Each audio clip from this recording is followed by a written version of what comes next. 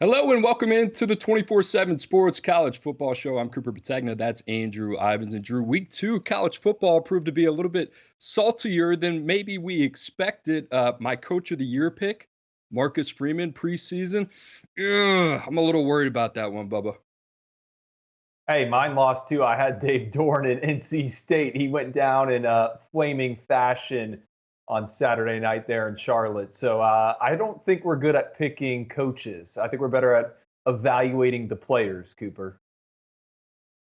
All right, we're in better standing there. My Heisman pick, Cam Ward, freshman, rookie of the year, whatever you want to call it, Jeremiah Smith, breakout player of the year, Avery Johnson. Want to see a little bit more from him. But Drew, let's dive straight into it. Freshman Flowers, a new segment that we are really, really excited about. We'll be talking about the best freshmen from week to week in the country, and we are going to be presenting them their flowers, as the kids like to call it. And Drew, let's start with the guy that was the top of everybody's mind over the weekend, DJ Lagway at Florida. What a performance here, Drew. 59 snaps, 18 to 25, completed 72% of his passing attempts for 456 yards. He had 3 touchdowns through the air. He rushed 5 times for only 16 yards. But Drew, an explosive performance, 9 plays over 15 plus yards or more, 77 yards, 44 yards, 40 yards, 22, 22, 36, 41, 24, 85.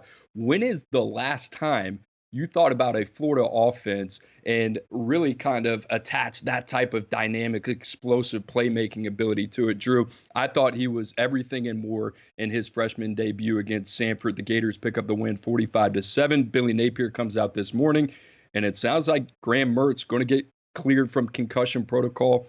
Mertz more than likely going to be the guy, but Lagway is still going to be a factor in Florida's offense. Drew, I thought he played well enough given the circumstances in Billy Napier year 3. His seat obviously getting hotter and hotter by the week as they get into SEC play. You got Texas A&M coming to town. I'm kind of behind, like, just letting DJ Lagway go and kind of seeing this play out over the rest of the season. That's not going to be the case. But what'd you like from DJ Lagway in week 2 of the season, Drew? Coop, I love the deep ball. I felt like all of last week I talked about DJ Lagway. I mean, he was our #1 ranked quarterback in the 2024 cycle. And it's funny, right? A lot of media, a lot of fans, they know the name, right? They know the number, they know the ranking, but I don't think they know DJ Lagway, the player, what he brings to the table. You look at him, he's 6'3", 240 pounds, right? So you think dual threat type of talent. And I kept trying to caution everyone, hey, no, this guy can air it out. He's got the deep ball. And we saw that right away Saturday night in the Swamp. I texted you that first 77-yard pass where he kind of rolled to the right and just aired it out. Cooper, we saw that at the Elite 11 finals heading into his senior season. It was the exact same throw. So he's the total package to me. I think he's ahead of schedule. I didn't think he would be here, first year on campus. And I know it's an inferior opponent, but he's exciting. And I think his ability to move in the pocket is what stands out. You brought it up, Billy Napier. Likely going to go back to Graham Mertz, but how do you not play DJ Lagway this upcoming Saturday when Texas A&M comes into town? Because what's the strength of the Aggies? It's that front seven. They get after the quarterback. What's the weakness for the Gators? It's those offensive tackles. So we'll see Mertz, but I fully expect DJ Lagway to play. This was the Gatorade Player of the Year last year in high school. 75 total touchdowns. He looked the part, Cooper. I don't think he could have done any better than that. That's like going out and carding a 62, right? Like, what else do you want him to do? He was excellent. Texas A&M, Mississippi State, Central Florida, Tennessee. That's the next 4 games on Florida's schedule. It's going to be interesting, obviously, coming off the type of performance that DJ Lagway had this past week against Samford. Maybe the Florida faithful get a little bit restless. We'll see what happens with Graham Mertz. Drew, I'm going to flip it over to you. Cam Fountain, USC, they got something cooking on that defensive side of the football. Yeah, Coop. Well, you got to pick your 3 freshmen first, so I was left with the scraps. But I was digging through the Pro Football Focus, and late Saturday night, I had some eyes on this USC game. You didn't see Cameron Fountain till late, but he flashed 12 snaps. This is a big-framed edge rusher out of Georgia. Cooper, me and you continue to critique USC for trying to recruit the Peach State. We consistently see them go in for these 5- and 4-star prospects. Well, heck, They finally got one, and he looks like the real deal. Cam Fountain, credited with the pressure. I think the biggest thing that stood out about him, Cooper, is how much weight he has been able to put on. You know, Lincoln Riley and the Trojans all offseason this past August, bringing up the fact that they've added 1,400 pounds of muscle. You kind of think that's coach speak, but week one, when they took on LSU, it looked like a bigger, faster, stronger, more physical team. Cameron Fountain, one of those guys that they must have just been pumping protein in. We had him at 241 pounds, I think, at the All-American Bowl there in January, listed at 265 pounds. I think he's a guy that as the season progresses for them in the Big Ten, he's only going to get more snaps. That's because USC doesn't really have an option like him, a young, budding pass rusher. I think you'd use him kind of as a situational rusher. Really, really like what I saw in those 12 snaps. Not only the length, his ability to plant, redirect, get after the quarterback. USC is going to need Cam Fountain, and I think it's kind of a glimpse, a glowing hope for them to continue to recruit SEC country. Yeah, credit to Lincoln Riley and his staff and the hire of Deanton Lynn, their new defensive coordinator, what they've been able to do this year. Far cry, very different than one of the worst defenses in all of college football last year. Drew, staying in the Big Ten, I know that sounds crazy to say out loud, but Nick Marsh, something about these 17-year-old receivers. Nick Marsh out of Michigan State, talk about a game, 8 receptions, 194 yards, 77-yard touchdown, resulting in a Michigan State victory against Maryland. He averaged over 24 yards per catch. He will turn 18 on October 1st of this year. Big road win for Sparty against Maryland and Jonathan Smith. Drew, this was a guy that we really liked in the rankings process, had him ranked just outside the top 100. Big, physical, Big Ten style receiver, 6'3", 200 pounds plus. Him and Naden Childs, when it is good, it is good. Those two hooked up a couple times on Saturday. And you think about Michigan State, their young nucleus. Both those guys you can build around for the next couple years. Coop, I called this one. I had it in the talent tracker on CBS Sports a couple of weeks ago. I said, hey, Nick Marsh, a receiver to know. If you were reading the tea leaves, he was excellent in the spring for the Spartans. You know they lost so much, left in the transfer portal. In comes Nick Marsh. Who could he be for Michigan State? How about Keon Coleman, who was at Michigan State before he went to Florida State and is now with the Buffalo Bills? You said it, big frame pass catcher. The knock on him, you were talking with some college contacts throughout the scouting process, is can he create separation at the top of his routes? Well, I hope every coach that had that question puts on the tape from this past Saturday and sees him almost get to 200 yards receiving. He won the game for Michigan State. I know Aiden Childs was great, had some turnovers. I'm excited about that duo. If you're playing college fantasy, hopefully you can stack those two because it seems like it's going to be a moneymaker there in East Lansing. All right, Drew, North Carolina, a little banged up in the backfield. Murray and Hampton, one of the best running backs in the country. He went down with an injury against Charlotte over the weekend, but a new name to know if you're a college football fan. Tell us about the bullet here out of Chapel Hill. Yeah, and Coop, you said you read the scouting report I had on Davion Goss, and you thought it was perfect to a T. So I appreciate that. Like, this is a kid that played alongside Jeremiah Smith, the heralded freshman that someone tweeted over the weekend. Albert Beer said that Jeremiah Smith could play in the NFL right now if he wanted to as a true freshman. Crazy to think about, but Bullitt was the running back for Jeremiah Smith. I think he's the perfect short yardage back, right? Guy that doesn't go down at the first sign of contact. You said it. Omarion Hampton got dinged up for North Carolina against Charlotte.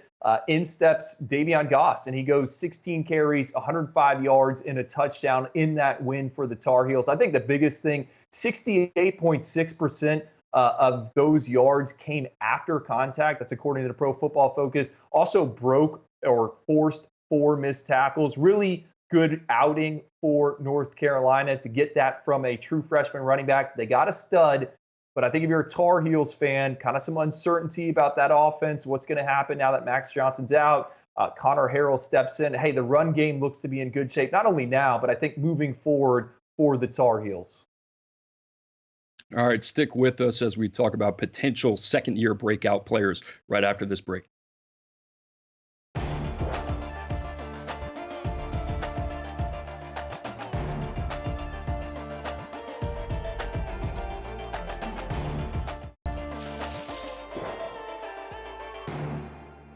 Talk a lot about freshmen on this show, and for good reason, Drew. If you take a look at the 2024 class and the five stars, well, we feel pretty good about it. I think 28 of those guys saw snaps over the weekend in week 2. But what about that class of 2023, those redshirt freshmen, the true sophomores, or as we like to call it, the second year surge? Drew, we're going to highlight a couple prospects in this segment that we think are on the cusp of breaking out in year 2 of their college football careers. And I'm going to start with Keldrick Falk of Auburn. I know some Auburn fans need good news right now. I'll tell you this, you got a bona fide stud in Keldrick Falk, Drew. I love this kid. Everything about him, the number 62 player in the country, number 9 defensive lineman, coming out just 2 years ago. This dude was a stud, formerly committed to Florida State. It was a big win for Hugh Freeze and Auburn to get him back in the boat. You and I were talking a little bit earlier today. Here's a little bit of a spicy take. Guys in the same class of Keldrick Falk. You look at guys like Reuben Bain, Peter Woods, both guys freshmen All-American at their position, at the defensive line position. This guy, in my opinion, has the best chance of going early as a day 1 NFL draft choice. Just everything he can do. They line him up as a 5 technique, 3 technique, outside in, quick twitch, explosive, speed to power. He was a menace against Cal on Saturday in a loss, 10 tackles, 3 sacks through 2 games this season. He had 2 of those on Saturday. Drew, I love this kid. He's got it all. PFF grade of 81.1 through 2 weeks this season. I'm buying all the stock of Keldrick Falk right now. I was trying to buy it back in the summer months. As soon as Auburn sent him to SEC Media Days as a representative to speak, you only get to choose, I think, 2 or 3, and Keldrick Falk was one of them. I thought that was notable. We keep talking about Auburn, right? I don't think it looked good on Saturday. Some questions about the quarterback position, the offensive line, but I liked some of the parts on defense, and I think it starts with Keldrick Falk. I'll never forget, All-American Bowl showed up in the middle of the week coming from the Under Armour game. He was the first individual who was like, whoa, who is that? Keldrick Falk. Also played some quarterback there in high school. Really, really special athlete. Coop, I'm going to go to the other side of the Iron Bowl. Justice Haynes, running back at Alabama. This was our number 3 running back in the class of 2023. Cedric Baxter, the top-ranked running back, he's injured this season at Texas. Reuben Owens, our number 2 ranked running back at Texas A&M, he's also out for the year with an injury. Justice Haynes kind of in a committee role right now with Jam Miller, but you look through 2 games, 17 carries, 148 yards,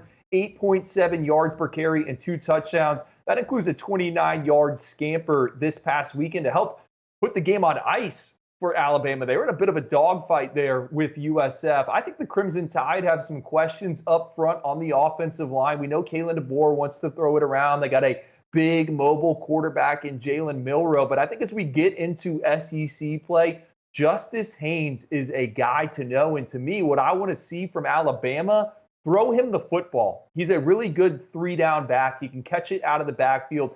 Elite balance, body control. I think that's an element of his game that they can unlock while they continue to move him with Jam Miller. So Justice Haynes for me. Who else you got? Well, I wanted to ask you real quick, is this the type of role that you saw Justice Haynes taking on when he was coming out of the state of Georgia? I mean, the 2 guys that he was ranked behind are bona fide dudes, guys in C.J. Baxter at Texas, Reuben Owens at Texas A&M. Both of those guys out this year. You and I kind of talked at the beginning of the season. It's a big opportunity for Justice Haynes to really kind of become a prominent name on the national scene. You mentioned splitting carries with Jamarian Miller. I just wonder if you feel like the workload could expand for him as the season continues in Tuscaloosa. Absolutely, Cooper. I mean, he played at Buford High School there in Georgia. He was kind of the featured back, also utilized with some other guys around him. I mean, to me, if I'm Kalen DeBoer and the Crimson Tide, with him and Jam, I think you kind of bring one in to spell the other and kind of ride the hot hand late in games. You bring Justice Haynes in the 3rd quarter for a drive, and you just get him going when the opponents wore down. So a bit surprised, it's been a more, casual start to this career. But I do think when we get into October, November, we'll see where Alabama is with the college football playoff. He's going to be a big part if they are in the conversation. They got to get him going. Again, I have some questions about that offensive line. I think the Crimson Tide trying to figure that out. But to me, Justice Haynes, someone they got to get involved more and more. They need Caden Proctor back, the freshman All-American. Missed the first 2 weeks of the season with an arm injury. Welcome Formby, obviously getting his first dose of starting experience. Really struggled on Saturday night against USF. All right, Drew, back to me. I'm going to go with Darian Mensah, and I've been talking about this kid a little bit, and I don't know if you've seen him, but his performance against Kansas State, I thought it was absolutely noteworthy for a guy that nobody really knew about coming into the season in New Orleans. They had Ty Thompson there, the Oregon transfer. You had Kai Horton there, who had played some ball as well. Now Darian Mensah, the redshirt freshman who only had an offer from Idaho just 2 years ago, comes in and is leading this team toe-to-toe with Kansas State. They had a legit shot at pulling the upset here. 19 of 29, 65.5% completion rate, 342 passing yards, 2 touchdowns, INT. He was sacked 5 times. The pressure started to get to him late in the game.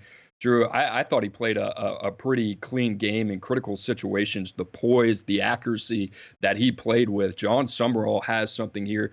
The other thing that you and I were talking about, this guy is going to be a very hot transfer portal name in December. You can guarantee that. But we saw Tulane step up for Michael Pratt when Michael Pratt was linked to Florida just a year ago during that offseason going into his last year with the Green Wave. So I think Tulane is staring down a situation where they have their signal caller of the future. I think that school has enough resources. They'll step up. They'll keep him around. But this kid, Drew, I mentioned it. I kind of like Tulane coming out of the group of 5, and that's even with a school like Boise State and the way they played Oregon on Saturday night. This kid's really got something to him. John Summerall has echoed that. He's fun to watch, man. Yeah, and Coop, you bring up the transfer portal with him. I think there's some people trying to like cover their ears, cover their eyes if you're a fan of Group of 5 football. But this is the reality. How many recruiting boards around the country, or I should say, personnel scouting departments, is his name probably on? I mean, there's probably multiple Power 4 programs that have already written him up. That's the nature of the beast, right? A lot of NFL evaluators being dragged into the college game. Why? So they can identify these individuals and, potentially maybe tamper a little bit. But more importantly, if he were to enter the transfer portal, they're ready to pounce. I'm going to the Big Ten. We were talking about the Big Ten earlier. How about Penn State linebacker Tony Rojas? I called him a Ferrari that hits like a Mack truck coming out of high school. Played 144 snaps as a freshman, really getting involved now. 94 snaps in back-to-back weeks there for Penn State. Holds a 75.9 overall grade from Pro Football Focus. Most notably, an 81.5 coverage grade. That's one of the best I've seen for a young linebacker prospect. Penn State, bit of a scare over the weekend, but we liked what they did week 1 at West Virginia. Big season ahead. Everyone's talking about that offense. Drew Aller, Andy Colton-Necky, the new offensive coordinator. I think Tony Rojas is certainly a name you need to know alongside Abdul Carter and the rest of that front 7. I mean, this was a kid that was like throwing down dunks in high school. Bit rare to see for a mid-skill like him. He was a major athlete and more of a run and cover guy. I think we always loved the athlete coming out of high school. I think the biggest question that I had personally was the frame, and was that frame going to be able to hold up in Big Ten play between the tackles? But Drew, he really flashes in coverage, had an INT, covering the running back on a wheel route out of the backfield. That was beautiful. This guy can do a lot of different things. That is very, very difficult to find that skill set with second-level defenders. Love that pick there, Drew. This one right here was more of a choice where I was like, I can just kind of see it with this guy. This kind of seems like the next kind of like staple of Clemson's defensive line. And that's saying a lot because they got a lot of talent there. Talk about Peter Woods, Tamarian Parker. How about Stephylan Green, Drew, a guy that we kind of tucked in on the back end of the top 247. We had no data points on this guy. We were flying blind. We loved the tape. I tell you what, he's emerged. They've scaled up his snaps. He had, I believe, only 17 in week 1 against Georgia, 40 snaps against Appalachian State in a blowout. But this guy had a sack. He's disruptive. I love his ability on the interior. He's versatile. This guy is a presence, Drew. And you think about what they had done on that defensive line with Nick Eason, what he continues to do with those interior bodies, finding these guys out of high school that can play early, develop them within their first 2 years to be major contributors. That is not an easy thing to do. Clemson makes that look relatively easy. And it's not stopping anytime soon, Cooper. I wrote about it last week for CBS Sports. Hey, Clemson's issue is offensive player development. On defense, they are fine. You look at this 2025 recruiting class, I love the guys they have committed up front. Amari Adams, Isaiah Campbell. Those guys are some of the best seniors that I've watched. They continue to reload there. They have no issues when it comes to finding defensive linemen and getting them right and getting them ready to play early on. My last one, Cooper, I'm going to plant my flag here. Going out to the Big 12, Utah. Got a chance to watch some of their game over the weekend against Baylor. They had a chance to boat race them. Cam Rising gets a little dinged up. I believe he could have kept playing, if it was a bit closer. I think Utah might have the top young tackle duo in the country. Spencer Fano, he played as a true freshman. He's back as a sophomore, anchoring the right side. Well, the guy on the left side, Caleb Lomu, redshirted last year. He has started back-to-back games, won the job in camp on the blind side there. We love this kid coming out, number 164 overall for us, 14th offensive tackle. So-so showing week 1 against Southern Utah, but against Baylor, 66 snaps, 0 pressures given up, 75.7 grade from Pro Football Focus. Look, Utah is going to be in the CFP conversation. I think their tackle situation is about as best as you're going to find right now at the Power 4 level with Fano and Lomu. Really like those two and what they can be, not only this season, but 2025, 2026, and beyond. His emergence is key, right? It allows Spencer Fano to kind of slide into that right tackle spot, which he played a lot of in high school as well, I believe. So Utah, you look at what they've been able to build on the line of scrimmage. They're known for the point of attack. Drew, just a couple years ago, you and I were talking about it on the podcast, whatever we were called back then. Will Campbell, Emory Jones. Now LSU has one of the best offensive line units in the country. Big win in the SEC for Texas as they go up to Big Ten country and take one away from the defending national champions. We'll talk about that after the break, how they just built one of the best rosters in all of college football.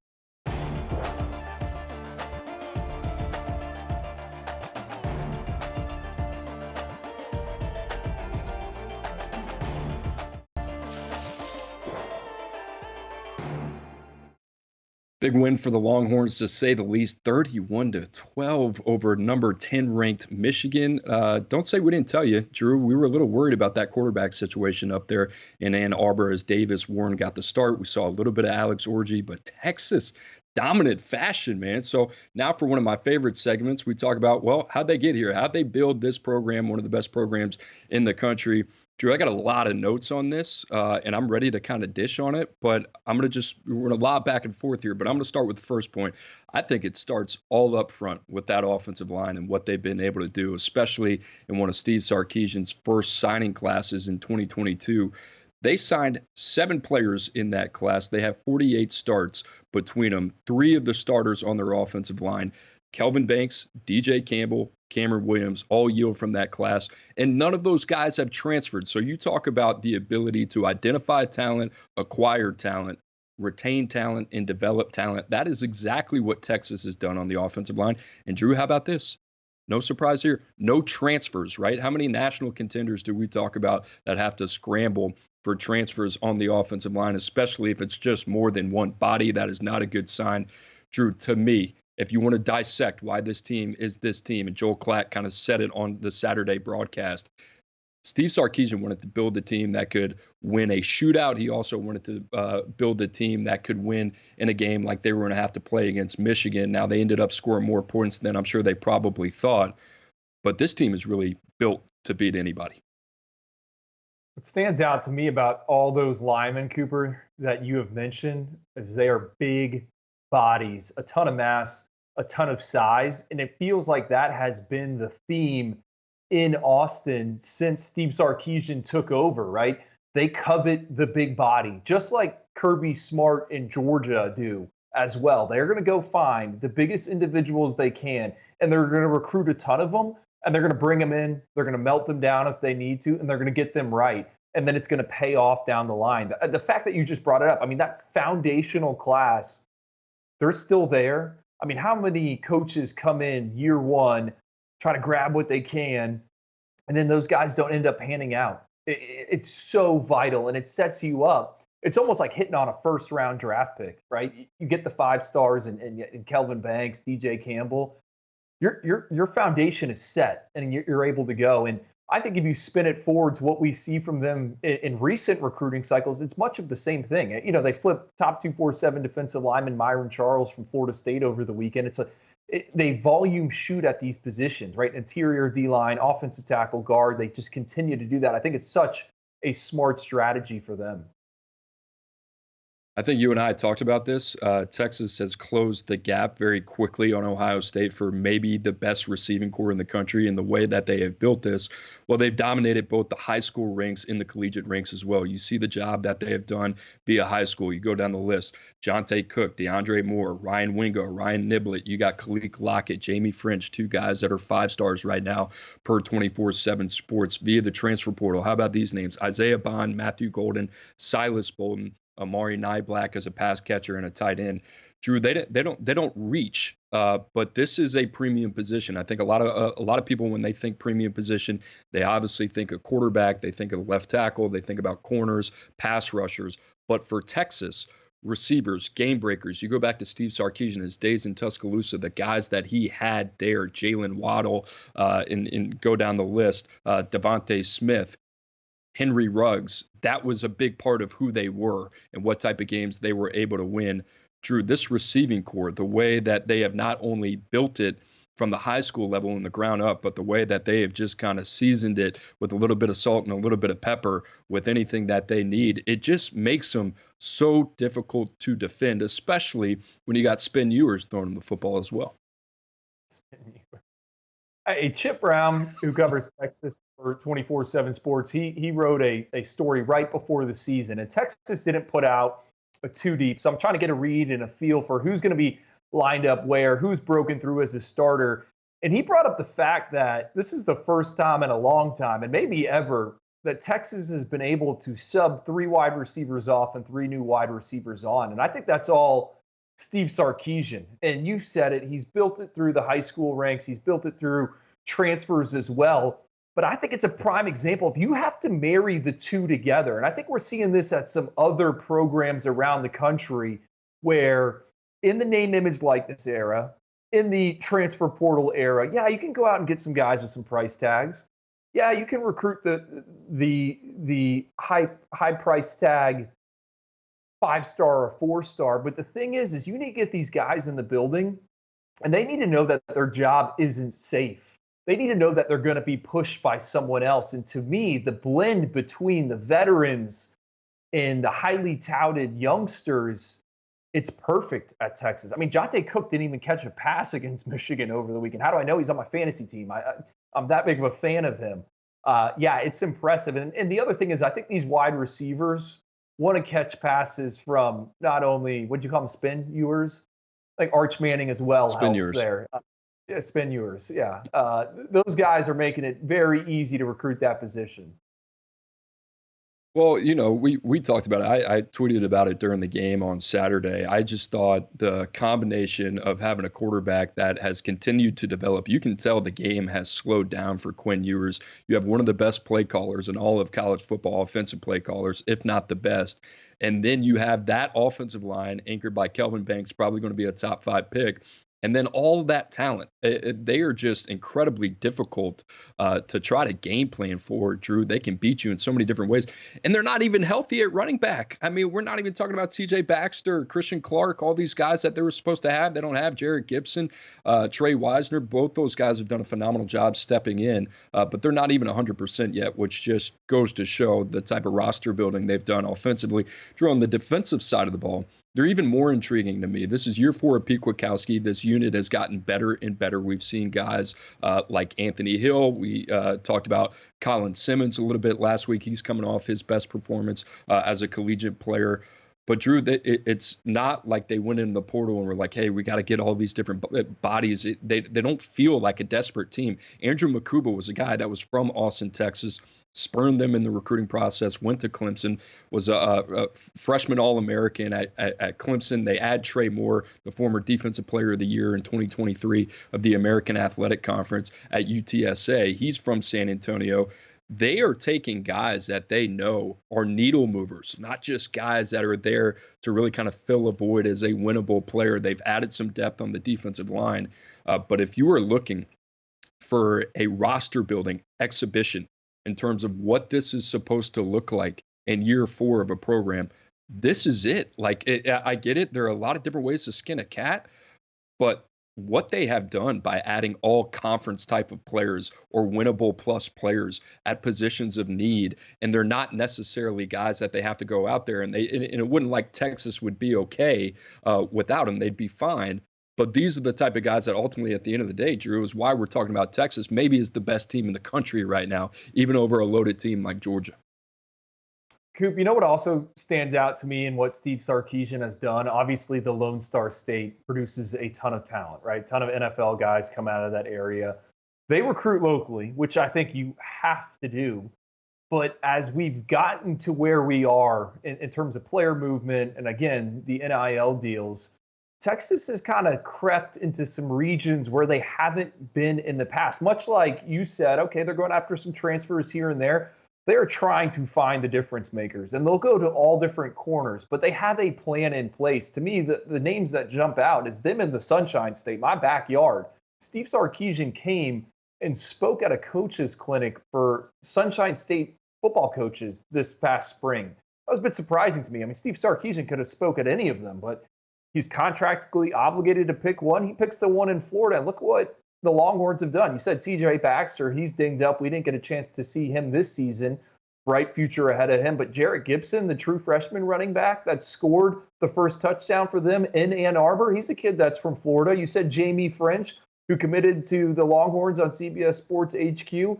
He's from the Sunshine State. It just feels like kind of when Urban Meyer was at Florida, right? And they would go and they'd grab different guys and they would come in and they would be difference makers. So I'd also admire that when it comes to how he's constructed this roster.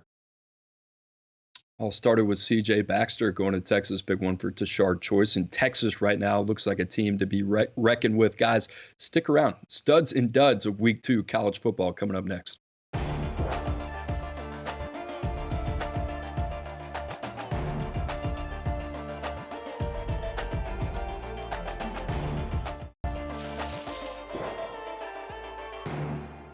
Week 2, studs and duds. That's what we're going to call this segment. I'm pretty fired up about it. And Drew, we're texting about this guy over the weekend. Teddy Buchanan, Cal linebacker, was all over the place. I don't know if Cal wins that game without Teddy Buchanan. This kid, pretty interesting story. I heard over the broadcast about him and defensive coordinator Peter Sermon doing about like 50 or 60 hours of Zoom meetings because he couldn't show up until the fall. Drew, it didn't look like a guy that missed any time. He had a game-high 11 tackles, 3 TFLs, 2 sacks, a forced fumble as Cal gets the big win over Auburn on the Plains. UC Davis transfer, grad transfer, Drew. You mentioned he had a quarterback background in high school. Pretty interesting story on this kid, but you turn on the tape, man, he was flying around. It was just as good as what you saw on the commercial cast over the weekend. Cal playing some football right now on the new look ACC. Can I give a shout out to Fernando Mendoza, the quarterback as well for Cal, originally from Miami, Florida, goes across the country. One time Yale commit.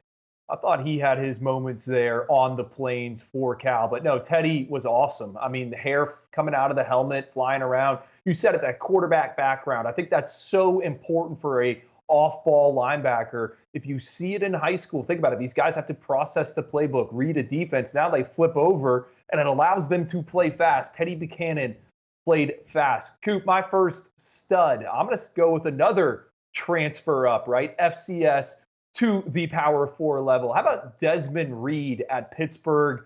I planted my flag a few minutes ago on Utah's offensive line. I'm planting my flag here. Desmond Reed is the best player in college football that no one is talking about. He went off over the weekend, Cooper. And Pitt's come from behind, 28-27 win at Cincinnati. 19 carries for 148 yards, 6 catches for 106 yards, and a touchdown. The week prior, he had a 78-yard punt return TD. Through 2 games, he owns a nation's best 488 all-purpose yards, 11.3 yards per touch. Started his career off at Western Carolina, followed offensive coordinator Cade Bell up to the Steel City. This guy's small, but man, he can make you miss in space. I've been following since he was at Miramar High School back a couple of years ago. He's awesome. He's electric. And hey, with that new NFL kickoff rule, I think these guys that can create some magic, they're going to be more coveted on Sundays. Yeah, you had a solid grade on him as an 84 overall rating coming out. Goes to Western Carolina, transfers to Pitt. I mean, kudos to Pitt. Pat Narduzzi come from behind victory there. Eli Holstein, former top 247 quarterback by way of Alabama, getting it done. Good call there, Drew. I like that one. All right, my first dud of week 2. We couldn't go the entire show without talking about what happened on Saturday in South Bend. Notre Dame, the number 5 ranked Notre Dame Fighting Irish, they lose to Northern Illinois 16-14 a week after defeating a top 20 opponent at their place in College Station, one of the hardest places to win a football game. And they did that with a very inexperienced offensive line. Drew, just when these guys suck me in, just when I'm starting to believe in Notre Dame, just when I'm starting to put my chips in on Marcus Freeman, this happens. And it happened in 2022. Granted, it was his first year, but home losses to Marshall, another home loss to Stanford, a 3-9 team that year.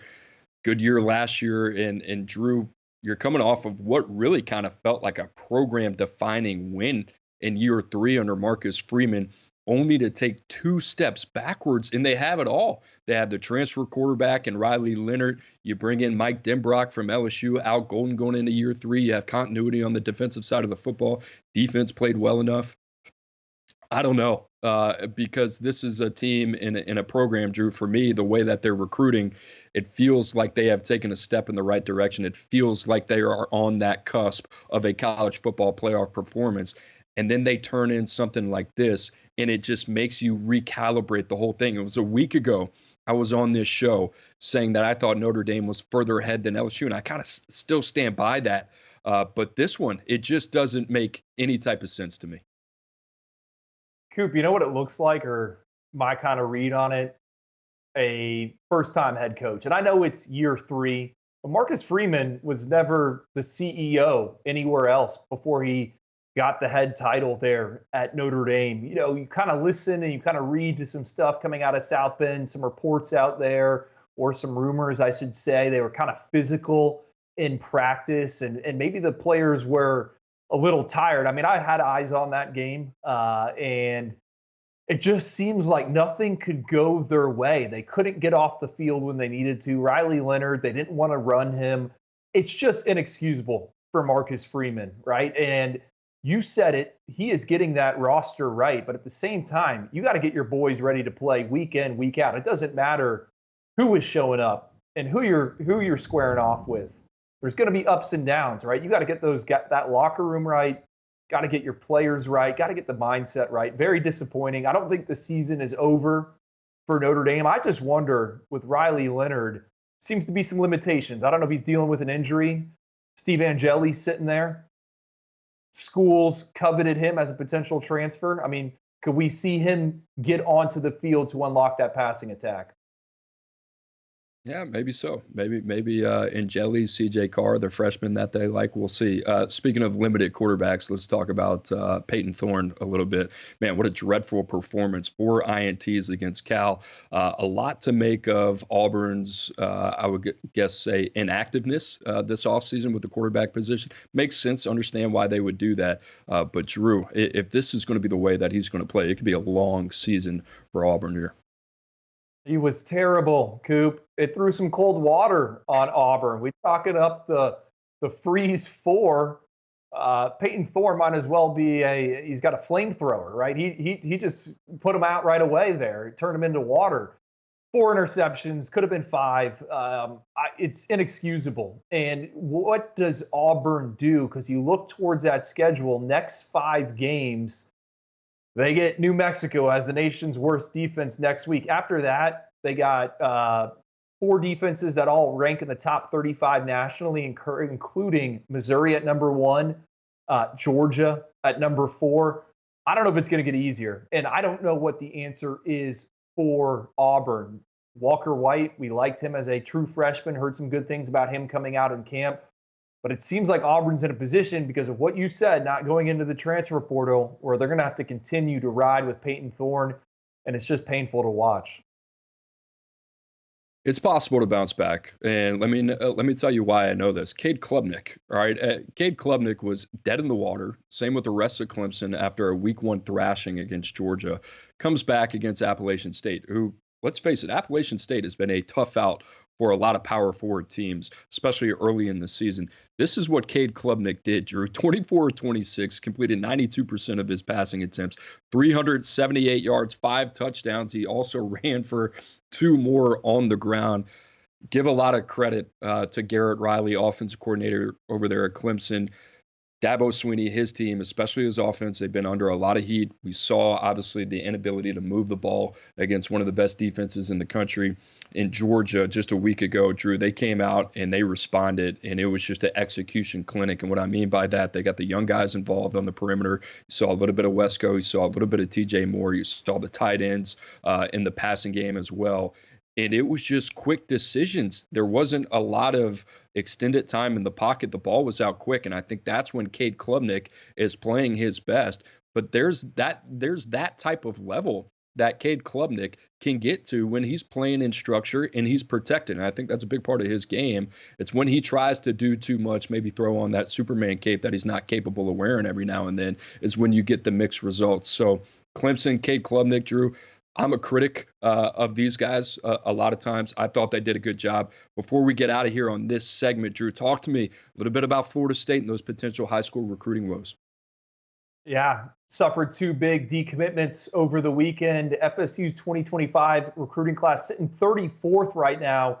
Schools smell blood in the water, right? I think they're going to try to flip some more of these guys. And if you're Florida State, 0-2 start, you're in a really bad situation, Cooper. Remember, they moved the early signing period to the first week of December. You're playing games every weekend. Not a ton of time to expand the board. Mike Norvell has his work cut out for him, not only on the field, off the field as well. All right, stick around. We're going to take a look at some of the top high school performances from around the country right after this break.